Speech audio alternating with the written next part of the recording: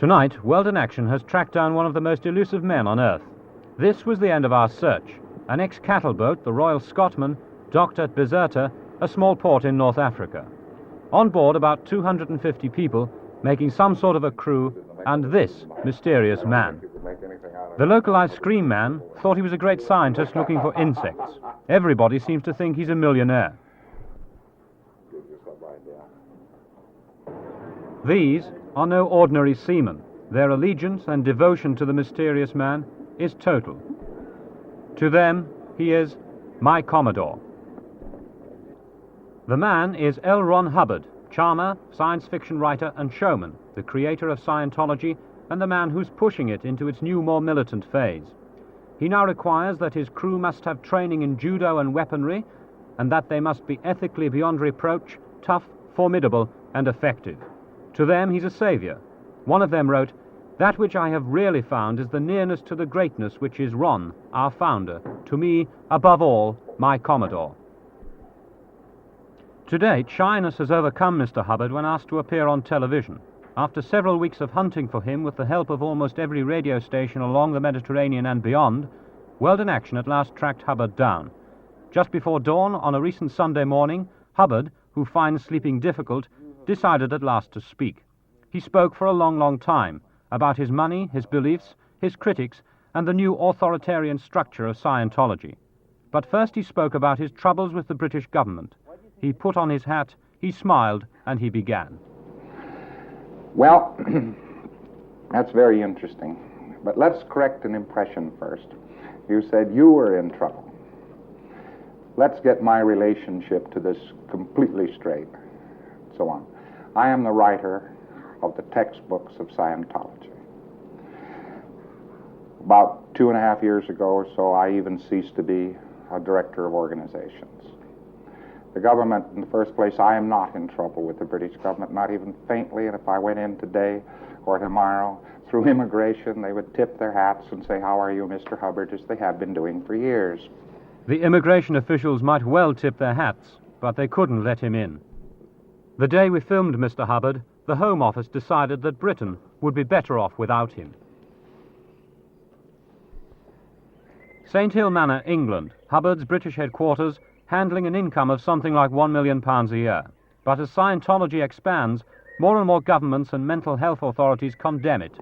I wondered, Mr. Hubbard, if you could explain simply to a layman what Scientology is. I think that'd be a relatively easy idea because it's actually a subject which is designed for the layman. And if you couldn't explain it to the layman, you would have a very difficult time of it. The subject name means skill, which means knowing how to know in the fullest sense of the word, ology, which is study of. So it is actually study of knowingness. That is what the word itself means. The subject, to me, that doesn't mean very much. I didn't understand that. I mean, what does it do for you, in theory? It increases one's knowingness.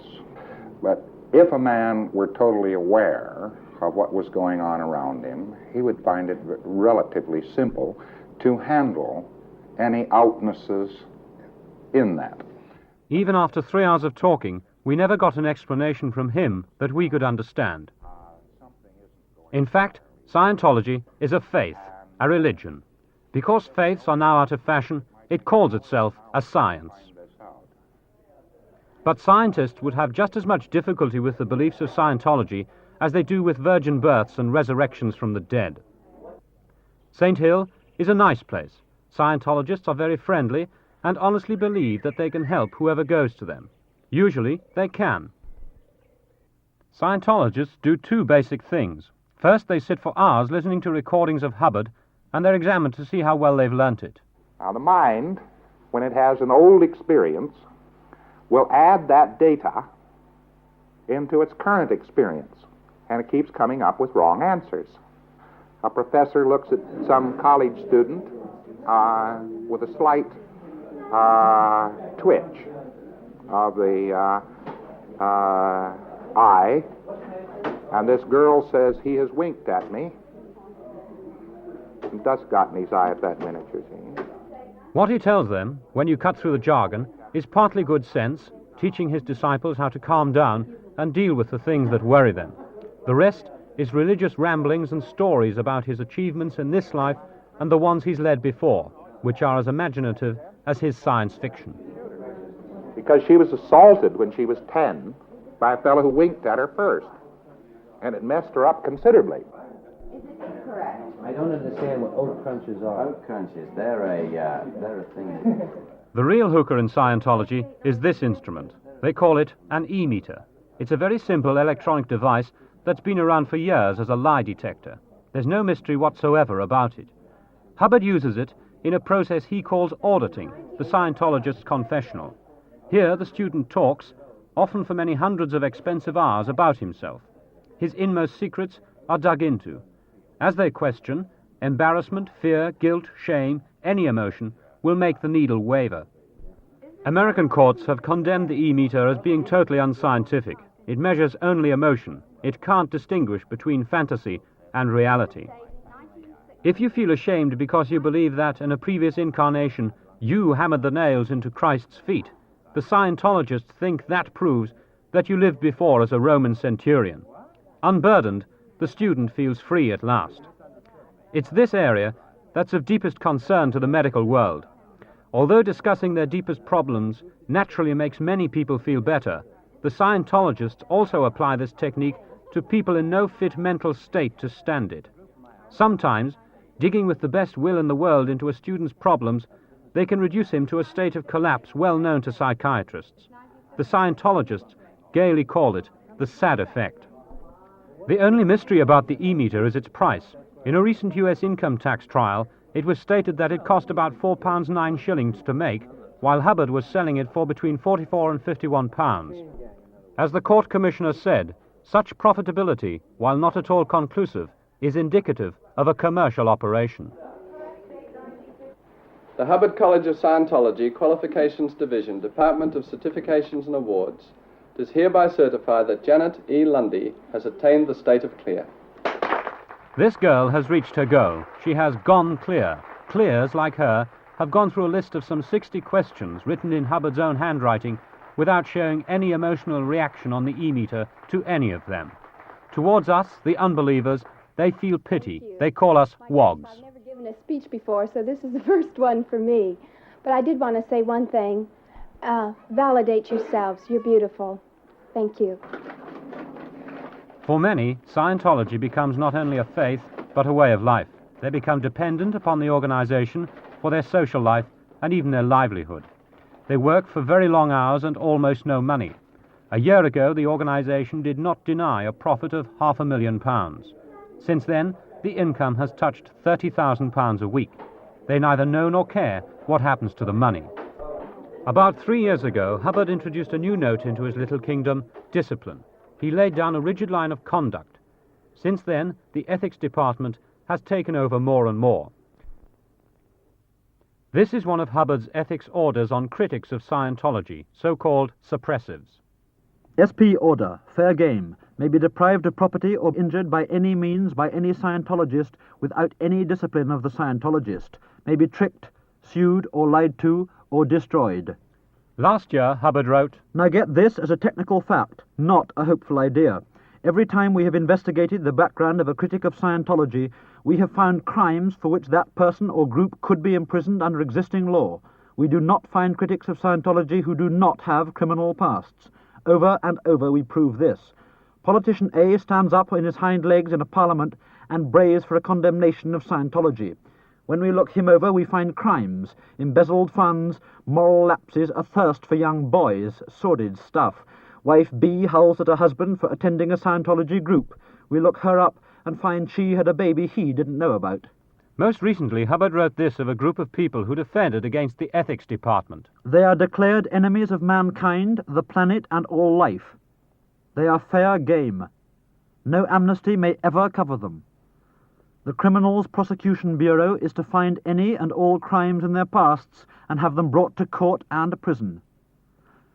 Any Sea Organization member contacting any of them is to use auditing process R245. Hubbard calls R245 an enormously effective process of exteriorization frowned upon by society at this time. But it's here, back on the ship with Hubbard, that ethics really flourish. The stated purpose of the ship is to get ethics in. Hubbard is captain. On the ship, he's not governed by English law. But we asked him about his authoritarian activities at his English headquarters. If there is an authoritarian structure at St. Hill, it has been brought into being by the government itself. St. Hill is trying to correct itself. It doesn't know what it's trying to correct because nobody has told it what to correct. We get these odd allegations we used to in the old days, and I'm sure they still do. And all they'd have to do, all Robinson would have to do is say, you fellows mustn't do so-and-so, and you must do so-and-so. And immediately these fellows would straighten out. As it is, but listen, they're trying surely to prevent Scientologists from doing something wrong, but they don't know what would be wrong. But Britain, we hope, is not an authoritarian place. It does not say to people, you will now stop doing this, you will now start doing that. And that is what your organization does. And some people find that helpful. They're told by you. And I'm sure you can do it very well. Not by me. Not by me. This ship's company right now. They think they're told by you at St. Hill. And they feel that you are a strength for them in that way.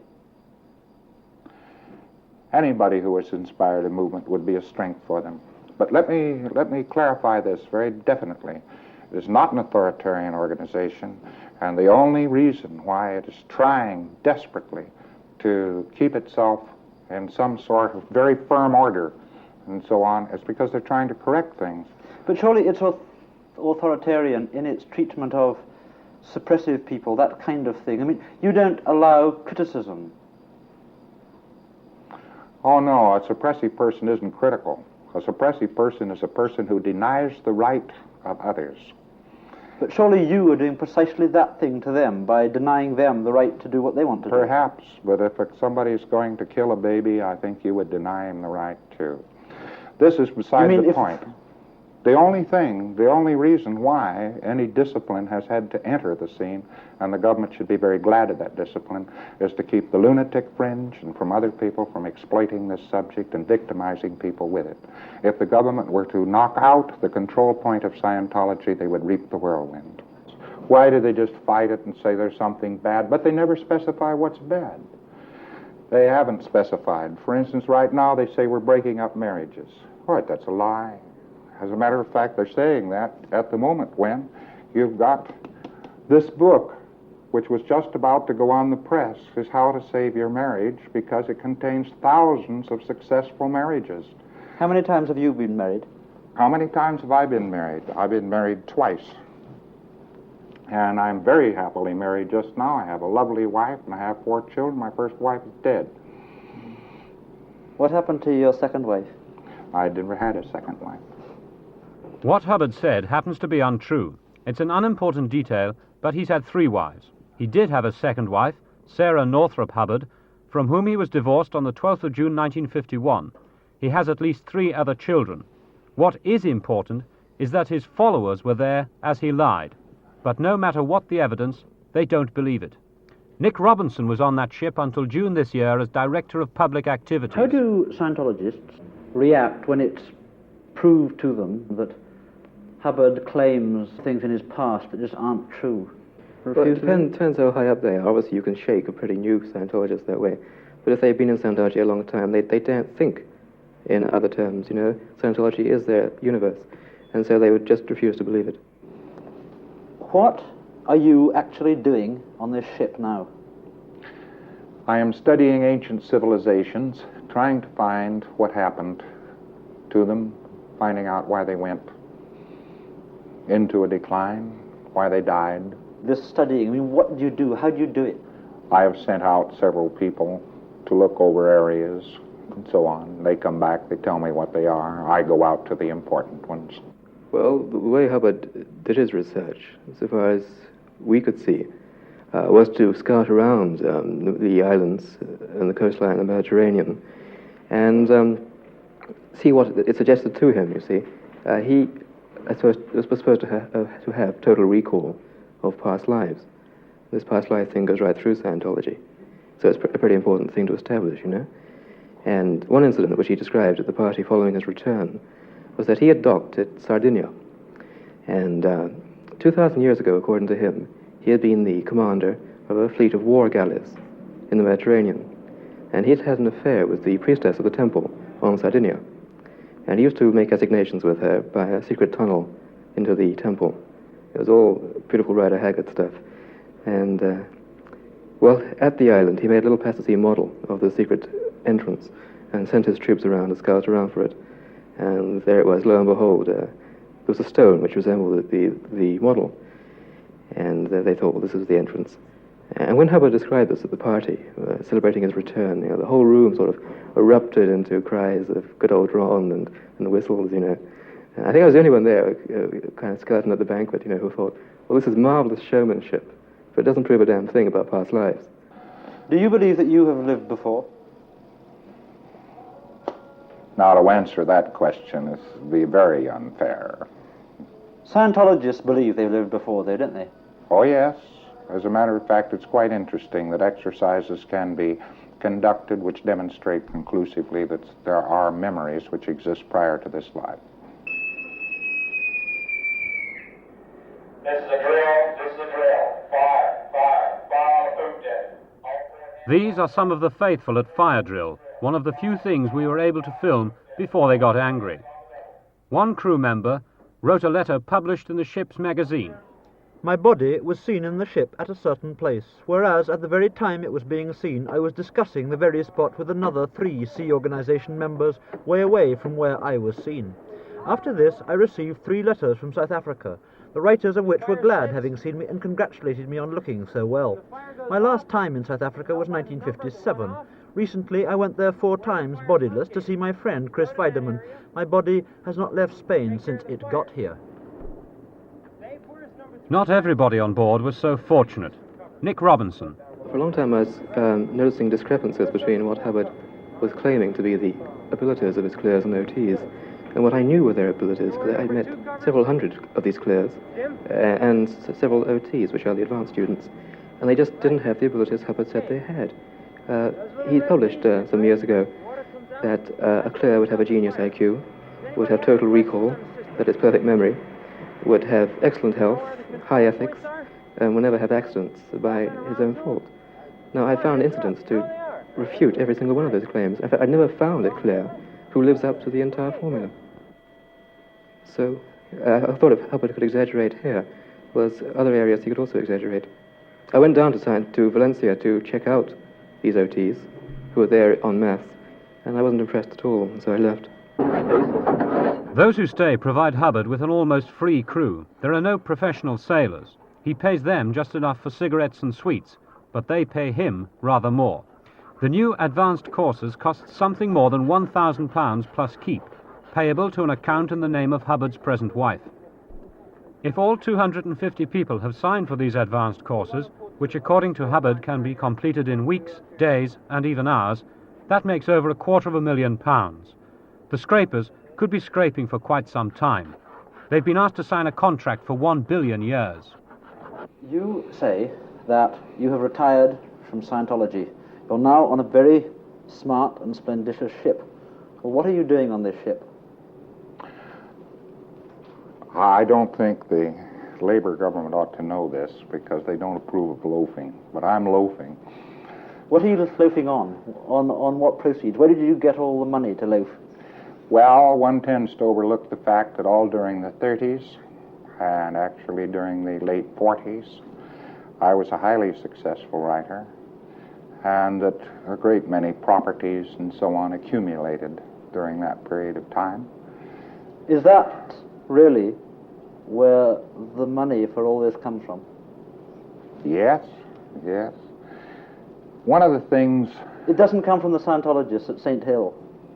No, the Scientologists at St. Hill, as a matter of fact, I wish I had the bill here to show you, but we added up over the years what monies I had loaned organizations and what monies of mine personally royalties and so on had been collected by Scientology organizations, and the amount of money paid out for research, and it amounts to $13 million. That's a fantastic sum of money. Because the other thing that we hear about are things like Swiss bank accounts, the Pictet Bank, that kind of thing. And there's a great temptation to believe that your yacht and the standard of life to which you're now accustomed is paid for by Scientologists in England. The amounts of money in Switzerland are minimal. Very small amount of money in Switzerland. Why do you have Swiss bank accounts? I don't have Swiss bank accounts. There is a bank account in Switzerland. I don't know how much money is in it, but not very much. The amount of money which comes to me at this time is mostly capital, because I don't take any income. These days, in days of income tax, it's almost impossible to take any income. So your capital, that did come from the Scientologists? No. No, the Scientologists and so on, actually, it's what I tell you is quite true. Yes, but the only problem I have with that sum is you haven't told me where the money does come from, where the obviously very large sums of money that you have. Well, there were very, very large sums of money that I made when I was very young. 15 million published words and a great many successful movies don't make nothing. Hubbard's finances are almost impossible to unravel, but in the pre-boom days of Scientology, from 55 to 59, he and his immediate family got at least $154,971, plus a percentage, usually 10, of the gross income of all other Scientology organizations. If he still gets 10% from Saint Hill alone, that's roughly £100,000 a year. And he doesn't deny selling his name to the organization for £100,000, but says he never got the money. Well, people don't talk about how Hubbard gets his money. You know, they all assume that the handouts tell them that he used to be a millionaire himself before Scientology. And it's not an area which it's safe, really, to look into. Hubbard claims that he is well out of Scientology. Was that your impression? He really is in charge all the way. And he receives telexes every day from his organizations all over the world, especially St. Hill in England. And he sends telexes to St. Hill, giving them instructions and so on. So he really is involved. Don't you wake up sometimes in the middle of the night and think to yourself, well, I've been on this ship with a whole lot of Scientologists who believe I'm fantastic, and I've been here for a whole year and not seen anybody else, and I wish to hell I could go away from them? Well, I haven't been here a whole year, you know. I've been out associating with Arabs and all kinds of people, and one of the ways you learn about life is to associate with people. And but you don't. You only associate with Scientologists. Perfectly happy to associate with anybody. The whole point about it is they don't believe I'm fantastic if you saw the number of times they don't follow my orders. Well, they probably disobey his orders in the Sea Org because a lot of the crew so far have been completely incompetent. They haven't been able to obey his orders. In fact, we've had accidents and so on due to that. But on board the ship, he's a kind of Jesus Christ come Buddha, you know, all rolled into one. I mean, his busts and photographs are everywhere. He just is God. You say that Scientology is a science. Now, it seems to me that Scientologists believe quite a lot of things which would be scientifically unacceptable, and that therefore Scientology isn't a science at all. It's a faith, like flying saucers are a faith.